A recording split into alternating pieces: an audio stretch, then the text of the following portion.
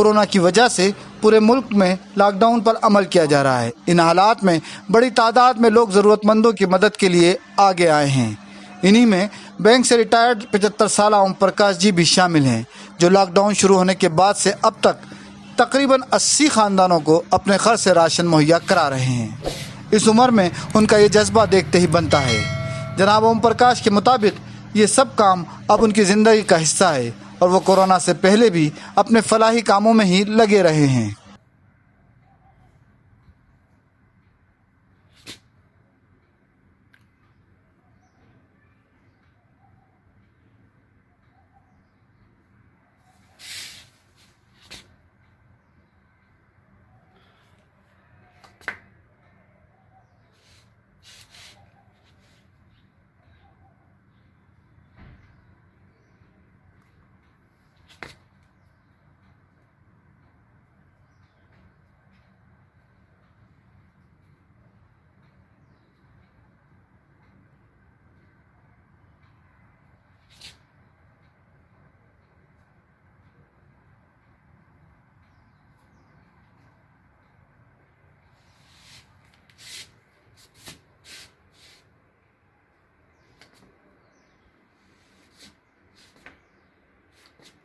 तभी दिए थे पोए तो पड़े थे अभी दिए क्या पोए जो है वो ले जाओ वो है कितने हैं?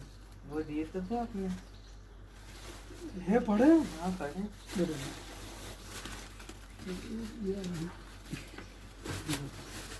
सफर हो गए ये 2 किलो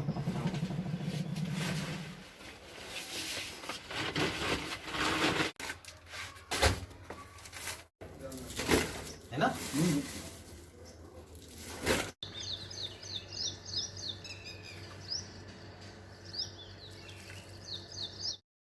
मेरा नाम ओम प्रकाश पाल है और मैं बैंक ऑफ इंडिया से सेवानिवृत्त हुआ हूँ। मुझे करीब 20 साल हो गए हैं और इन 20 सालों में जो मुझे प्रेरणा मिली मेरे पिताजी और मेरी माताजी से कि हमको परोपकार करते रहना चाहिए। मेरी माताजी ने मुझे बताया था कि इसके पहले भी 1 साल अकाल पड़ा था। उस अकाल में उसके बाद से मुझे ये लगा कि अपन खालीपन में बैठे हुए हैं, हमको समाज के लिए कुछ कार्य करना चाहिए। और ये समाज सेवा की प्रेरणा मेरी माँ से और मेरे पिताजी से मिली, क्योंकि मेरी माँ बताया करती थी कि एक बार और भी भयंकर अकाल पड़ा था। उस वक्त मेरे पिताजी थोड़े संपन्न थे। हमारा 25 लोगों का एक मोहल्ला था। उसमें उस अकाल में मेरे पिताजी ने उन गरीब व्यक्तियों को सहायता करी और उनके भोजन पानी की व्यवस्था करी। मेरे मन में भी विचार आया, अभी वर्तमान में जो कोरोना चल रहा है इसमें हमारे श्री मोदी जी ने जो प्रेरणा व्यक्त की, एक सप्तपदी उन्होंने वर्णन की थी। उसमें एक 5वां पद था कि हमारे अपने आस पड़ोस के लोगों को देखिए, उस गरीब लोगों को देखिए और उनका भी ध्यान रखिए। उसी मोदी जी की इस प्रेरणा से मुझे लगा कि मेरे को भी गरीब लोगों की मदद करना चाहिए, जो ज़रूरतमंद है उनकी सहायता करना चाहिए। इसको ध्यान में रखते हुए मैंने 17 अप्रैल से खाद्यान्न का वितरण शुरू किया।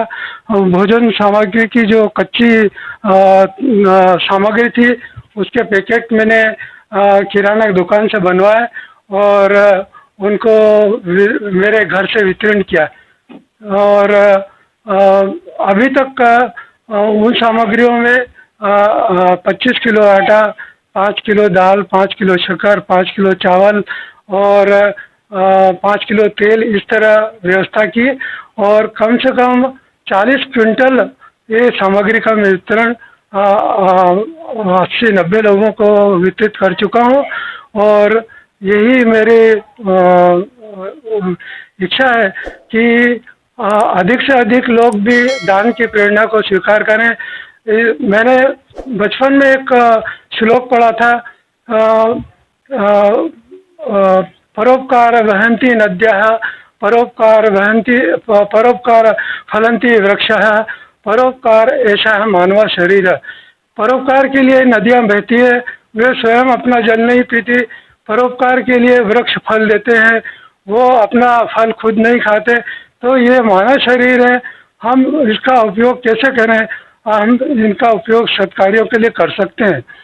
इसी प्रेरणा से मैंने और भी अन्य कार्य किए, जैसे मंदिर के अंदर अच्छी सुंदर टाइल्स लगाई, मंदिर को सुंदर बनाया। लोगों की जो बच्चे अनाथ होते हैं, जो फीस नहीं भर सकते, उनकी विद्यालय की फीस भी मैं भरता हूँ और पुस्तकों की व्यवस्था करता हूँ। विद्यालय में जिन विद्यालयों में फर्नीचर नहीं होता, वहाँ पर बैठने की व्यवस्था के लिए फर्नीचर उपयोग के लिए देता हूँ।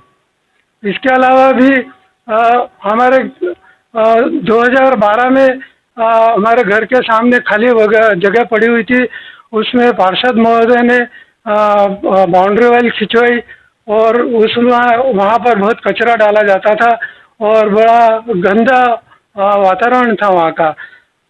बाउंड्री वाल खिंचवाने के बाद में मेरे को लगा कि अब इस उद्यान को सुंदर बनाना चाहिए। मैंने 30,000 के पौधे नर्सरी से खरीदे और उनको रात भर मेहनत करके मजदूरों के द्वारा उनको लगाया। आज वे पौधे बहुत ही अच्छे पल्लवित हो गए हैं और उद्यान इतना सुंदर बन गया है कि उसके लिए मुझे दिल्ली से जो टीम आई थी, उन्होंने मुझे पुरस्कृत किया। श्रीमान अपने क्या नाम था उनका, विधायक द्वारा, मोहन जी द्वारा भी मुझे सम्मानित किया गया। और इस प्रकार के मैं कार्य करता रहता हूँ। धार्मिक कार्यों में से मेरी धार्मिक वृत्ति है और उसके कारण मुझे प्रेरणा मिलती रहती है कि हम लोगों की सहायता करें। हमारे से जो निम्न वर्ग के लोग हैं वो हमारी ओर देखते हैं, तो हमें प्रेरणा मिलती है कि हम इसके त्याग की भावना होना चाहिए। यदि मेरे पास 4 रोटी है और कोई भिक्षुक आ जाता है तो हम उसको 1 रोटी जरूर दे सकते हैं। तो हमको धन का संग्रह नहीं करना है। मेरा लोगों को एक संदेश है कि हम धन का संग्रह न करते हुए धन का त्याग करें, जो गरीब लोगों के काम में है। हमारे मोदी जी, प्रधानमंत्री जी यही संदेश दे रहे हैं कि हम आसपास के लोगों को देखें और उनको सहायता करें, तो ये देश के लिए एक बड़ा अच्छा कदम होगा और उन लोगों को राहत मिले कि लोग अपने घरों से पलायन कर ले। मेरे समाज के भी 2 लोग अपने घरों से ग्वालियर के लिए जाने को तैयार हुए थे, रास्ते में उन्होंने पुलिस ने पकड़ा और घर भेज दिया। उनका मुझे किसी व्यक्ति के द्वारा टेलीफोन आया कि भैया हम बहुत मुसीबत में। मैंने कहा आप पलायन मत करो, आप मेरे पास आओ, और उनको 2-2 बार 15-15 दिन के अंतराल से मैंने उनको खाद्य सामग्री का वितरण किया और आज वो मुझे आशीर्वाद देते हैं। उज्जैन के शासन और प्रशासन का किस तरह से आप धन्यवाद देते? उज्जैन के शासन प्रशासन का किस तरह से आप शुक्रिया अदा, धन्यवाद उनका? हाँ, वो उज्जैन के शासन प्रशासन का मैं इस तरह शुक्रिया अदा करता हूँ कि बहुत ही अच्छी व्यवस्था उज्जैन में चल रही है और लॉकडाउन का पूरी तरह से पालन कर रहा है। जो नहीं करते उनको पुलिस दंडित भी कर रही है और अच्छा है कि लोग अपने घरों में रहें, घर में रहें, सुरक्षित रहें, क्योंकि यही हमें कोरोना की बीमारी से इस दूरी बनाए रखने से कोरोना से हम बचे रहेंगे और घर में सुरक्षित रहेंगे और अपने परिवार के साथ खुशहाल रह सकेंगे। इस सामाजिक कार्य में आपके साथ कोई जुड़े हुए लोग हैं कि आप स्वयं खुद ही कर रहे हैं? ये मैं स्वयं अपने खर्चों से कर रहा हूँ, इसमें कोई भी व्यक्ति नहीं है। केवल कुछ मेरे परिवार के जैसे मृतिन पाल, सोनू पाल ये आए थे, इन्होंने सामग्री वितरण में मेरी सहायता करी, मैं उनको धन्यवाद प्रेषित करता हूँ।